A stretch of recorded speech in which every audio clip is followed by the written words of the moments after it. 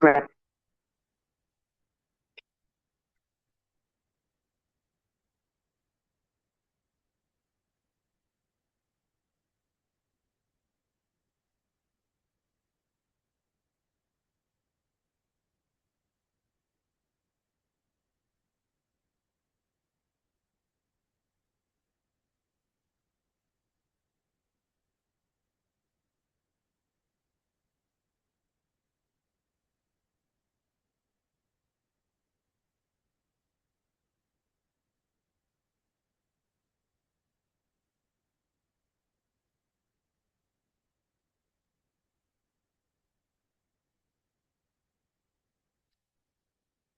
Oh, pal.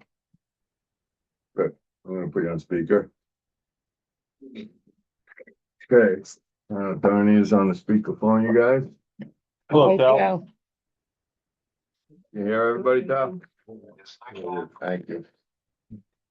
Calling you from, sunny Boston. Awesome. I got some stuff. Sunny Oh, Boston. you Right. hear? In the car? Yeah. Oh, okay. Okay. That's good. Okay. Hello. Johnny and Johnny. Everybody's done. We'll start in about a minute.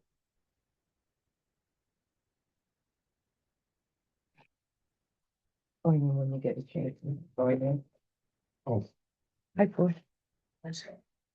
Hey, Floyd. Oh, thanks.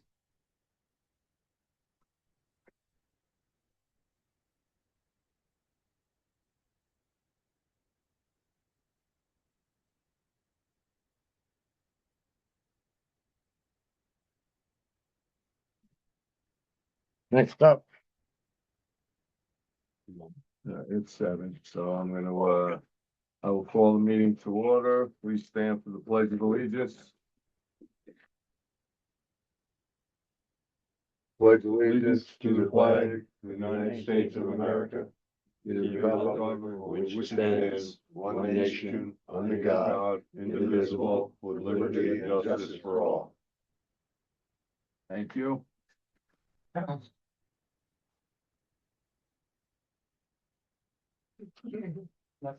Everybody needs another chair, this chair's.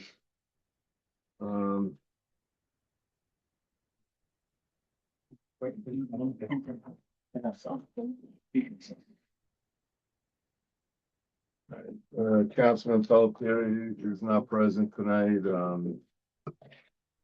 he asked me to, he's reviewing the 4 months worth of minutes that we received on, March 24th. And we table them till next month. On, our planning board, we have 2 appointments tonight to consider. Due to the vacancy left after the retirement of Donna Bernard, I will propose current alternate member Renee Blinkwalt to become a member. In addition, I will propose Jonathan Ment to assume the positions of alternate member and assistant to the chair, as well as his current role as secretary. So I am entertaining a motion to appoint Renee Blinkwalt as planning board member and Jonathan Ment as secretary, assistant to the chair, and alternate. Do I have someone making that motion? Yeah, so moved. Do I have a second? I'll second it. All in favor, say aye. Aye. Any opposed? Opposed. 1 opposed. Okay, so that motion passes. We have 2 appointments. Congratulations to Renee and Jonathan. All right, I'm gonna update on the security cameras and security installation. So we still don't have the MOA signed by the union. There's been no communication other than what was the last communication? They acknowledge that they're gonna communicate with us in the future. So we went ahead, as we were advised by our attorney representing us in union matters, not to install them on a highway garage. So we have not. So essentially, the other cameras have been installed in our town hall and on the exterior. And it seems to be working fine. Still a learning curve to be able to look back at historical data. In addition, we have upgraded our locks and the keys are being distributed. Our policy is that you must sign the key acknowledgement form to receive a set of keys to all employees. And that's in the process. Hopefully, everybody will cooperate with that. All right, that's it on the security update. The fuel system update. Would they get all mixed up? No, I Oh, gave good. her the other. So regarding the fuel tanks, the tanks have been replaced. The new tanks have been set in place. We do have some unanticipated extra costs due to several issues. Number one, main care failed to communicate and coordinate with Dalrymple, which resulted in extra costs. So main care just decided to deliver the tanks without telling us, left them in the corner of the property. They delivered us the new tanks. Chalk it up to a misunderstanding, whatever you want, but the bottom line is they were supposed to set them in place and coordinate with the Dalrymple as well. In addition, we had sent an email request to the highway superintendent, received no response. So I will say this, the lack of coordination and cooperation from our highway superintendent also contributed to these additional costs. In addition, during this process, we're installing double wall tanks that do not need a containment system. The existing containment system that was there with the single wall tanks, the bottom of it was rotted out. So we basically disposed of that. So if one or both of those single wall tanks would have leaked, it would have went right into the ground and it would have been an environmental situation for sure. So I think we dodged a bullet by getting these installed. We do have extra costs. We had to hire a contractor to help with this project in the absence of cooperation from the highway superintendent. So we hired, luckily, we were able to hire Belgian Trucking, and they were on site for several days. They took the roof off of the old system, off of the old tank enclosure. They unloaded The barriers. they moved all the barriers. They unloaded the temporary fuel tank to transfer the fuel. They transferred gas and fuel into temporary tanks and set up a new tank. And then they had to basically play musical chairs with the tanks for several days to get this all accomplished. In addition, we kind of didn't know this. I thought it was pavement, which would be considered an impervious surface underneath all this, but it was just gravel. So we had to pour a slab. So that's substantial additional work and cost. So again, we thankfully that Belgian Trucking picked this up. They set concrete forms, poured a new slab under the tank, wire mesh and rebar, floated it out. Did a nice job, and then stripping the forms, grading, resetting the Jersey barriers, all the labor, etc. with that. So that's an additional $7,920 in costs for this project. The project, I won't say it's completely done because the electronics is still being figured out. There is a key fob and a tag that will go with each piece of equipment that requires fuel. And then there will be employee identification numbers. It could be as simple as 1, 2, 3, 4, 5, or whatever. So you would wave the fob in front of the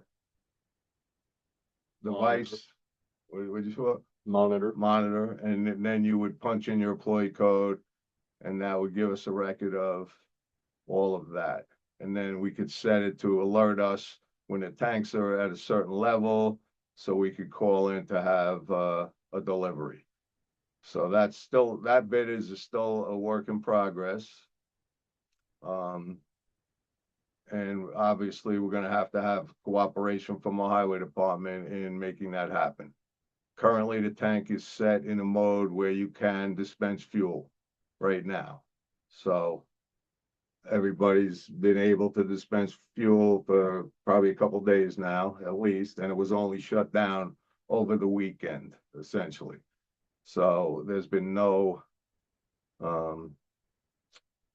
interference in being able to pump fuel.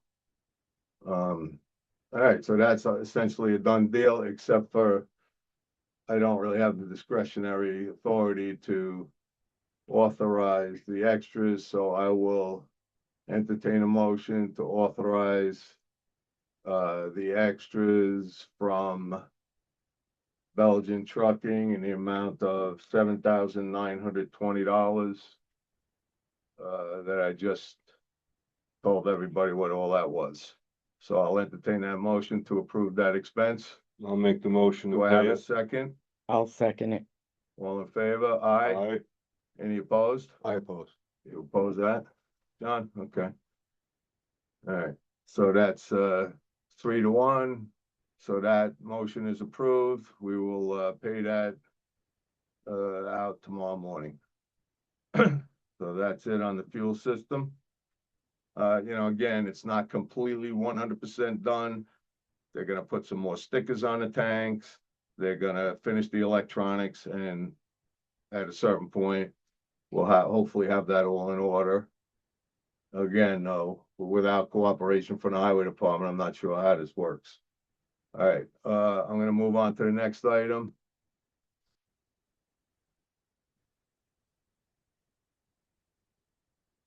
So, for the last 5 months, I guess since probably November, or maybe a little later, for at least a couple of months, we've been asking for the PESH. Oh, no, this is something else. All right, let me get on it. I'm sorry. I went off on the wrong track. All right, we have a PESH citation number 1, item 5. That is a guardrail that was put up out here to protect the electric meter. The footprint of that project is approximately 200 square feet. Okay, we need about 18 square feet to protect the electric meter. So essentially, I had Carl take a look at that. And since he's our code enforcement officer, and he states that code compliant bollards, total of 2, spaced 3 feet out from the face of the meter panel and 4 foot on center and 3 foot high, will meet all regulatory requirements and restore the parking space the corral eliminated. So I would like to, if you guys think it's a good idea, is request that that's how this is taken care of. We already have limited parking. We have like 4 spots, maybe 3 deep, and or 2 deep really, and then it goes to the wood line where customarily the highway department would park their vehicles. So my motion is going to be this, that the highway superintendent shall direct the replacement of the current configuration with bollards not to exceed 3 feet from the front of the meter, and 4 foot apart on center will cover it. So 3 foot by 4 foot, which would take up a total of 12 square feet, and not the 200 square feet that it currently takes. In addition, all highway employees are directed to park in a historical customary employee area along the wood line. Because currently it hasn't been working. There's a vehicle that's parked daily, not in line with the 3 rows of vehicles, just kind of out in the middle now due to that situation. So, I'm making that motion. I will entertain a motion to direct the highway superintendent to replace the current configuration with bollards not to exceed 3 feet from the building and 6 feet, and 4 feet along the building. In addition, all highway employees are directed to park along the wood line. I'll Remember, make- make that motion. I'll make that motion. Second, Second it. all in favor? Aye. Any opposed? Okay. So that's done. We'll make that request through an email tomorrow. Or certainly shortly, if not tomorrow, the next day. Okay. Now, next item on the agenda is the PESH reimbursement documentation review. I was hoping to have that here so we can review it and then have Cindy submit it and get our taxpayers reimbursed for the cost of the remediation.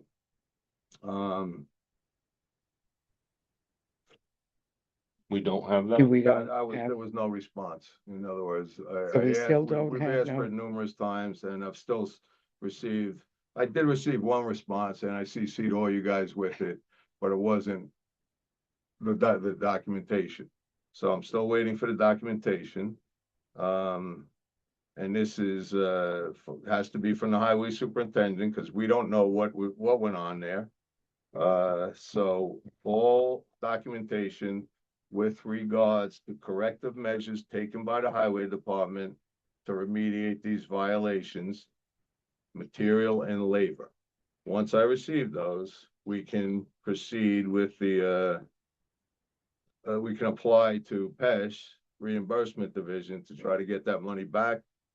At this point, my office is unable to proceed. And that's where we stand with that. Yeah, I mean, honestly. if we don't get documentation and we run out of time for reimbursement, then maybe it needs to be charged personally. Because that's not right, that the I don't, town, the I've- taxpayers have to lose that money Mhm. because we're not getting, we don't have compliant Yep, superintendent. okay, I agree with you. I went and reread the supervisor's handbook. To try to see maybe there was something in there to Mhm. help me what to do when our own people won't cooperate, our own co-elected officials won't respond to anything, essentially. There was nothing in there. So, and nobody's been able to give me any advice on this. So I'm at a loss what to do. I can't make it up. It has No, to be the official has to be, yes. documentation. Nobody else would be in charge of the highway department workers and their labor, but the highway superintendent. So anyway, well, again, that's me reporting that Mhm. to the board that we have not received any of that documentation. I don't have a reason why. I don't have a clue. It is what it is. I don't know what to say about it. All right, so I'm just gonna move past that one as well. Planning board met, I'm the planning board liaison. Planning board met as scheduled and I did attend. The board heard 3 applications. A lot line adjustment on Olander Road, which was approved. A minor subdivision on Conifer Lake Road, application in progress. And a special use permit for office and equipment storage on Route 296. That's the old drive-in, and that application is also in progress.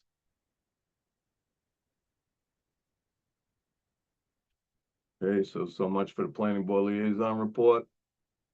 EMS, report, Jeannie, I'm not sure if you have Yeah, anything. I do, I Okay. have. Okay, so, green EMS, for February.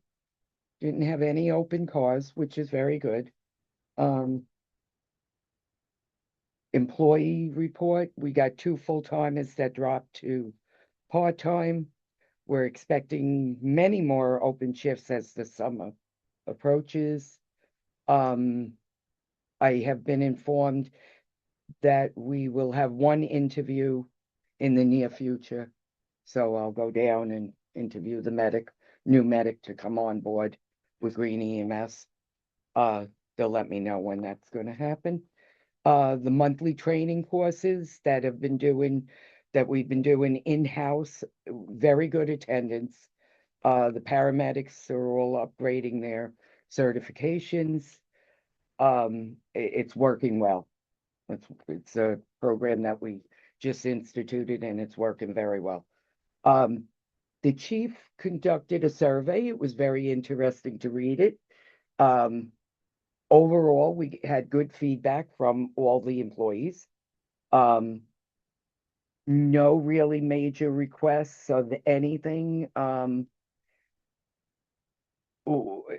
A couple of them that work Station 5, which is the Kasaki station, they just asked if we can get something more organized for equipment for restock. So up until then they had just an open shelf.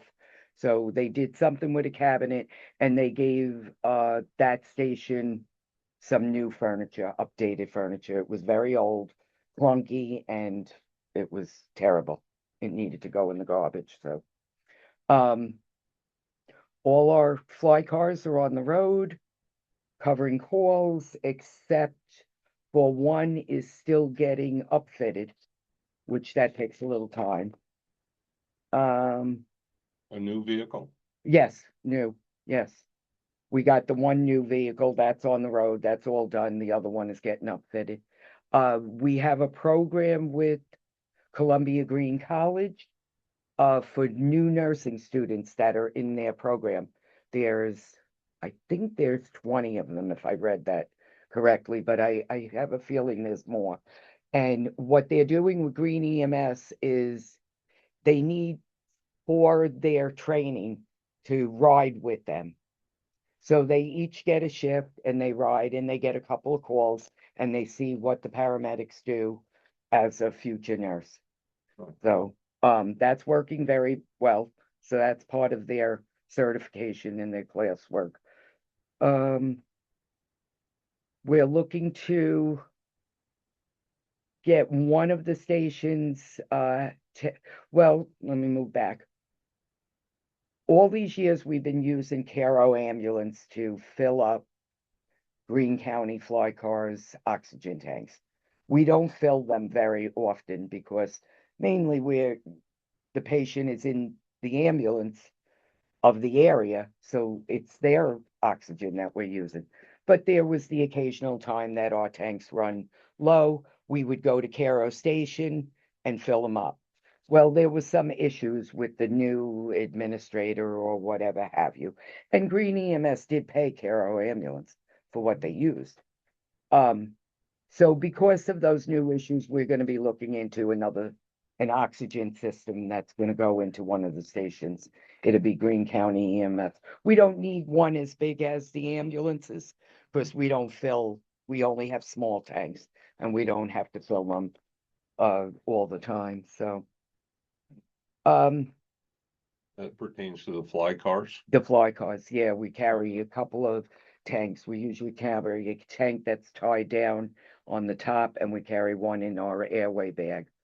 And, we use them only temporarily, like if we get on the scene Right. first. But once the ambulance comes, it's their oxygen that they're using. So, it's just a hassle to get that kind of system, because you need a whole cascade system and all. So up until now, we didn't have to, but it looks like we're gonna have to do that. Our chief was invited to SUNY Cobleskill College, which is very nice, and I think it's very professional. He's gonna be giving a couple of courses to the new paramedics on our ventilation program, our vents that we have on the cars for respiratory distress and respiratory problems. So he's going to be giving some courses there to the new paramedics. And that's good because they get to meet him.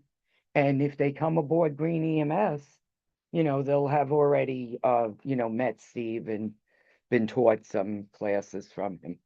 So that's good. Our call volume for Jewett this month, nothing, 0. Which is nice. Um, year to date, only 1. Just some numbers on general calls. And now take in mind, this is only January, February. And would that include March? When I go to this meeting coming? No, so March didn't come out yet. So this is just January and February respiratory calls within the whole county. This is the whole county. 71 already.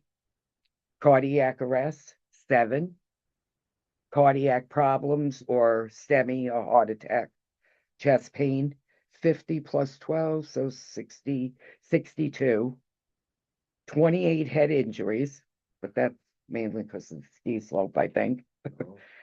General malaise, just illness, 41, and overdoses, 11.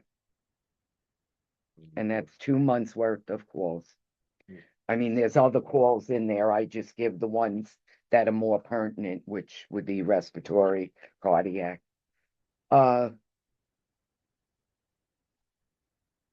Okay, last, yeah, that question.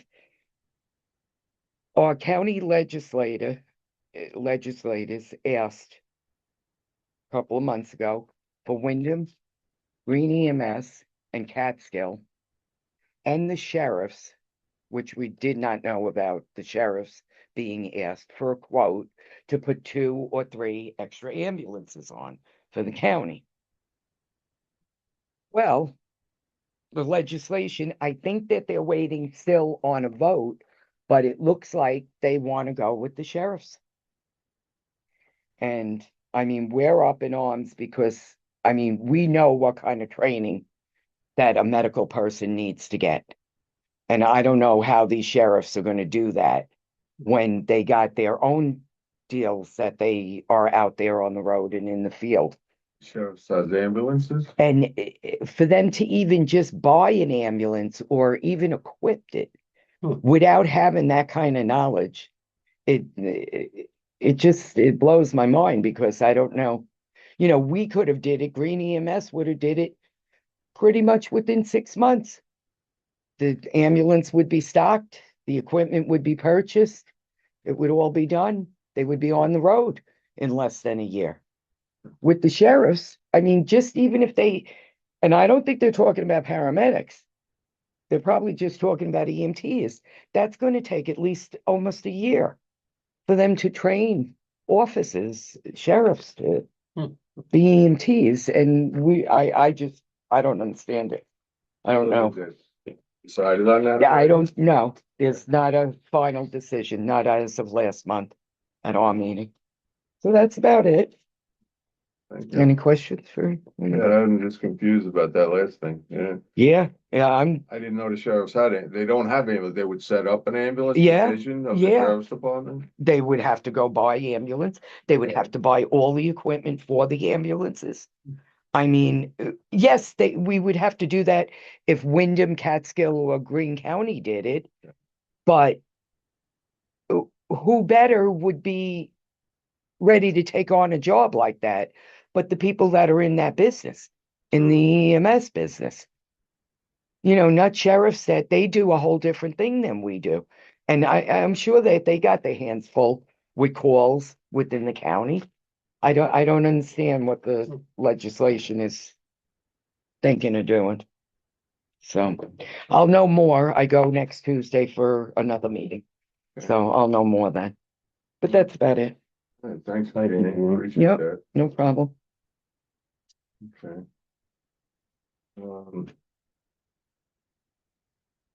Board members should have signed the vouchers by now, so I will entertain a motion to pay the bills. I'll make the motion to pay the Second. bills. Do I have a second? I'll second. Okay, all in favor? Aye. Aye. Any opposed? Mm. Okay, hearing none, we'll pay the bills. Entertain a motion to accept the financials. I'll make that motion. Second, I'll second it. all in favor? Aye. Aye. Any opposed? Hearing none, the financials are accepted.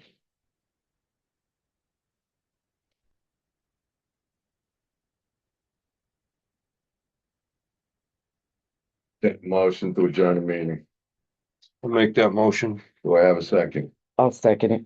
All in favor? All right. Aye. Aye. Any opposed? Hearing none, motion passes, meeting is adjourned. You. Have a Thank good you. night, everybody. Yes, have a Thank good one. you.